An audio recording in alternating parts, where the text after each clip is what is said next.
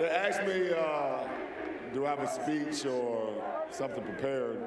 I really don't. I'm just going to speak from the heart like I always do.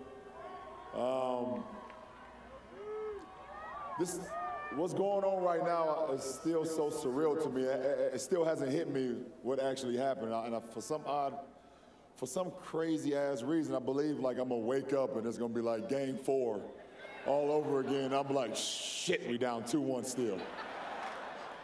Like, I swear, I keep feeling that because it's so surreal. And I was talking to my wife and I'm like, babe, we did it. Like,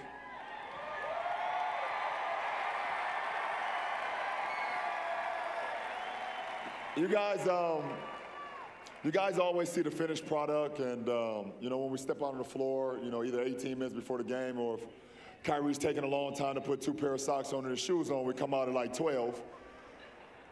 You guys see it from that point to the end of the game, but what you guys do not see is the hard work behind the scenes when all these cameras and all these lights and everything is not around. And I heard a lot of thank you LeBrons today, and you know, thanks for coming home and thanks for keeping your promise, but I really, you guys really should be thanking all the guys up here, to be honest.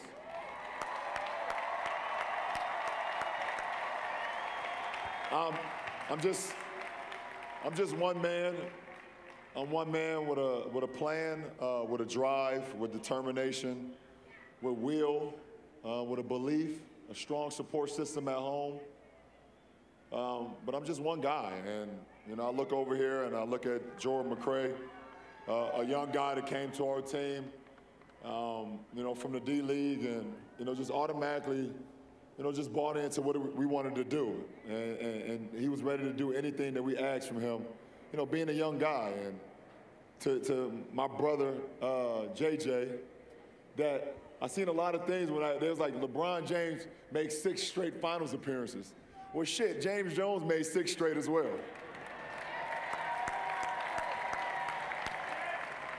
And you guys never see Champ complain about playing time, complain about shots, complain about anything. And he's probably the most professional guy on our team. JJ, thank you. From Dante Jones, we just picked him up. He's the luckiest man in the world, I'll tell you that. He just picked his ass up like 2 months ago. No, but seriously, true professional. You know, competing against this guy, you always knew that you got to be locked in. Every time he stepped on the floor. And then when he got on the team, you just saw how great of a teammate he was. And also another guy that will give anything. And you guys saw that in our game 6 at home. J.R. Smith picks up 3 fouls. Iman Shumpert picks up 3 fouls. RJ had 3 fouls at halftime. And Coach Lou and myself and Kyrie, we had a lot of faith in Dante, and Dante had faith in himself and gave us a huge boost to close out that quarter in game 6. So thank you, Dante. Mo Williams, having Mo back. You know, me and Mo had some unfinished business last time we was together in 09 and 10. Making it to the Eastern Conference Finals, losing to Orlando. Making it to the second round, losing to Boston. And we went our separate ways. But when we had an opportunity to pick him up in the offseason, I think it was great for our team. And I'm happy to be able to share this moment with Mo, share a championship with Mo, because we had unfinished business, so thank you, Mo.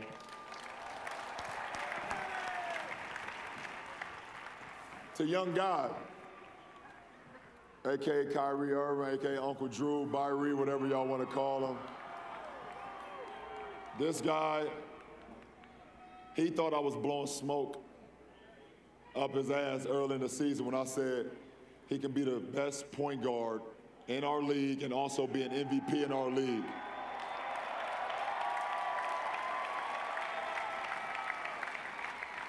And I know every single one of y'all watched that finals.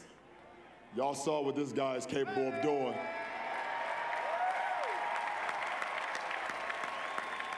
And he's only 24 years, oh my goodness. He's only 24. He don't reach his prime for another 3 years. Thank you, Kyrie. J.R. Smith. You guys all heard the stories. False. Everything about J.R. is not a team player. You can't win with J.R. on your team.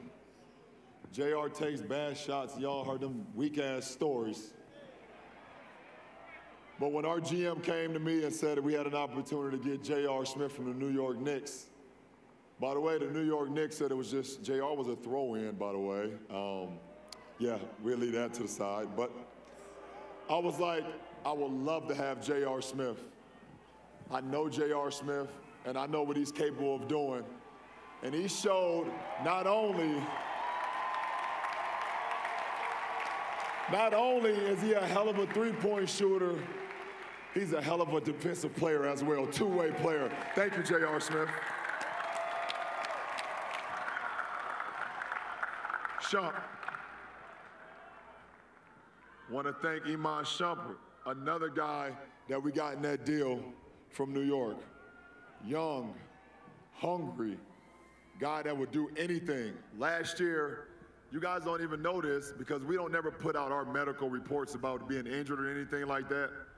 Shump played all last year in the finals with partially torn groin and a partially torn shoulder last year. You guys don't know that. Because it's not about that. We don't want sympathy. We just want hard work and dedication. And this guy right here will run through that, whatever the hell that is, that brick building right there. Shump will run through it. Now, I don't know if he'll go head first because he loves his haircut, but he'll go face first. Shump, thank you. Deli.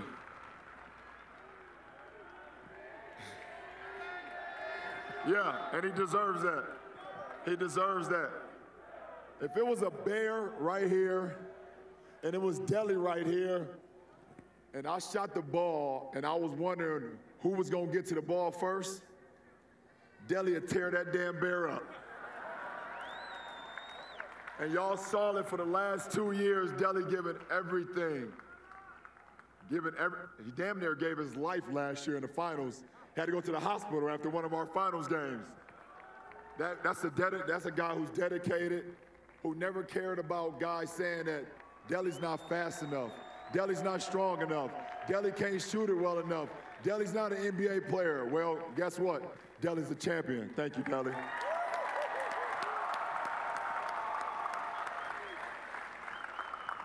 Timo, another ex-Knick.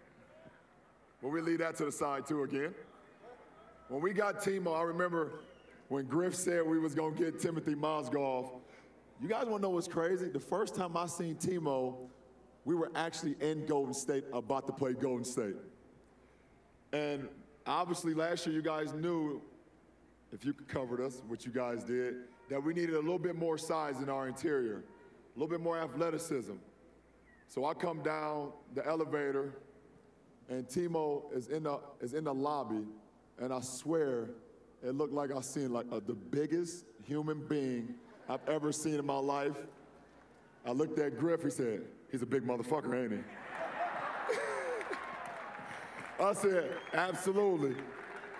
And when I seen the very next night, him sprint from baseline to baseline, block shots, tip dunks, alley-oops, I said, we got a great one. And also, Timo, thank you so much. You're a champion as well. Sasha. Now, a good friend of mine texted me the other day by the name of Mario Chalmers. And he said, you know you can't win a championship without a Jayhawk on your team.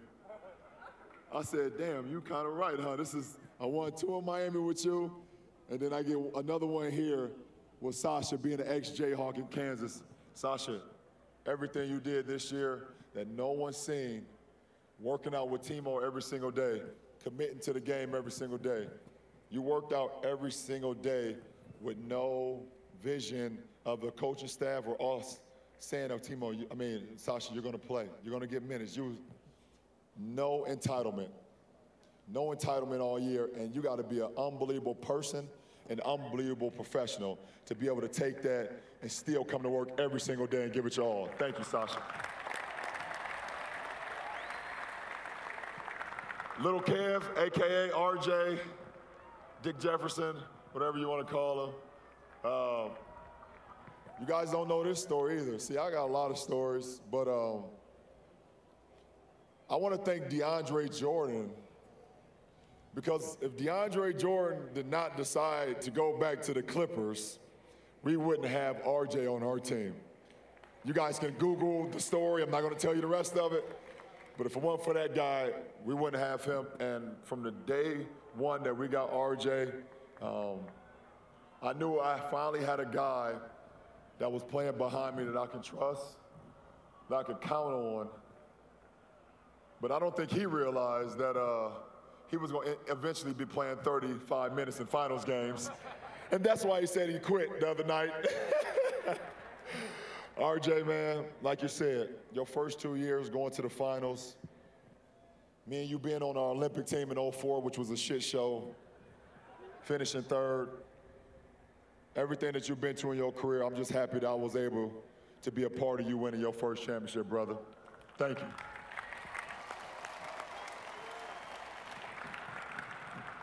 Big Kev, Kevin Love, wow. What y'all saying back there? Kevin Love? Oh, turn around. I'll be there in a little bit. Give me a second. Kev, when I knew we had the opportunity to get you 2 years ago, I didn't second guess it. I think you knew how I felt. I told you in the 2000 Olympics that in order for us to win a gold medal, you had to be our anchor in the interior. And you looked at me like, man, you don't know me, shut the fuck up. And for the last 2 years, you kind of looked at me like that a few times as well. But this guy is so misunderstood. Everybody says, well, he's not a team player. He's not a winner. He doesn't do what it takes. And you guys saw his struggles throughout the finals. Everything that happened from the concussion to sitting out to him having his shooting struggles and things of that nature, and everybody just burying him alive throughout the finals. And to be able to respond like he did in Game 7,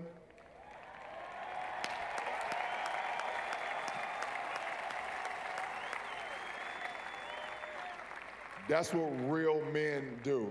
They respond in that most adverse times. And we talk about the shot, we talk about the block, but the stop, I'm not saying to do, but the stop, that was on a two-time MVP, by the way. That was on a two-time MVP, we got that stop, but I'm gonna let that go. Thank you, Kev. My last two, saving my final two for my favorite guys in the world, LD and Jim. Oh, I'm just Channing. I didn't know you, man, before you got here, but I knew what you was capable of doing on the floor, and we had the opportunity to get you. I asked RJ one question. I said, what type of guy is he? He said, you're gonna love him. I said, well, bring him on. And from the day one that you got here, man, you've been nothing short of amazing, both on the floor, but mostly off the floor, man. You are one of the greatest, funniest guys in the world. And, but also you're a true professional, man. And I'm happy to be able to be along the ride to help win a championship with you. Thank you, Channing.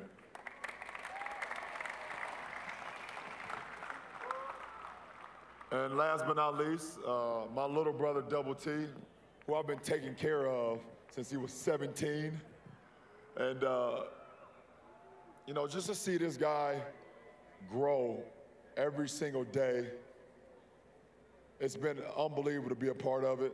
Double T, you're amazing. They talk about someone being reliable. I mean, 390 straight games. That's reliable. Knowing when you get on the court, there's going to be that guy there every single night. That is that's a treat to have, man. And I love you, little bro, always and forever, man. I love all of y'all, man. Thanks to all of y'all, dog. I really appreciate it. So, thank you for all the LeBron wishes and coming home wishes and all that, but I'm nothing without this group behind me, man. I'm nothing without the coaching staff. I'm nothing without the city. You guys are unbelievable, and these guys told me I got to turn around, so I'm nothing without y'all. I love all of y'all. I love all of y'all, and shit, let's get ready for next year.